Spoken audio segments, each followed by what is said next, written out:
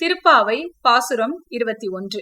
நேற்றைய நாள் பாசுரத்தில் கூட கண்ணபிரானையும் நப்பின்னையையும் ஆண்டாள் நாச்சியார் உள்ளிட்ட தோழிகள் எழுப்புவதாக அமைந்திருப்பதை நாம் கண்டோம். இன்றைய நாள் பாசுரத்தில் கண்ணபிரானிடத்தில் மொத்தமாக சரணடைந்து விடுவதாக அமைந்திருக்கக்கூடிய அற்புதமான பாசுரம். ஏற்ற கலங்கள் எதிர்பொங்கி மீதளிப்ப மாற்றாதே பால் சொரியும் வள்ளல் பெரும் பசுக்கள் ஆற்ற படைத்தான் மகனே அறிவுராய் ஊற்றமுடையாய் பெரியாய் உலகினில் தோற்றமாய் நின்ற சுடரே துயிலெழாய் மாற்றார் உனக்கு வழி தொலைந்து உன் வாசல் கண் ஆற்றாது வந்து உன் அடிபணியுமா போலே போற்றியாம் வந்தோம் புகழ்ந்தேலோர் எம்பாவாய். கறக்கும் நேரங்களில் எல்லாம் பாத்திரங்கள் நிரம்பி வழியும் அளவிற்கு வள்ளல் தன்மை கொண்ட பசுக்களை நிரம்ப படைத்திருக்கக்கூடிய நந்தகோபாலனுடைய திருமகனே துயிலெழாய் என்று சொல்கிறாள். மேலும் வேதங்களால் போற்றப்படக்கூடிய வல்லமை உடையவனும் அந்த வேதத்தினாலே அறிய இயலாதவனுமாக இருக்கக்கூடிய இந்த உலகத்துக்கு எல்லாம் ஒளி பொருந்திய சுடராய் விளங்கக்கூடிய கண்ணபிரானே,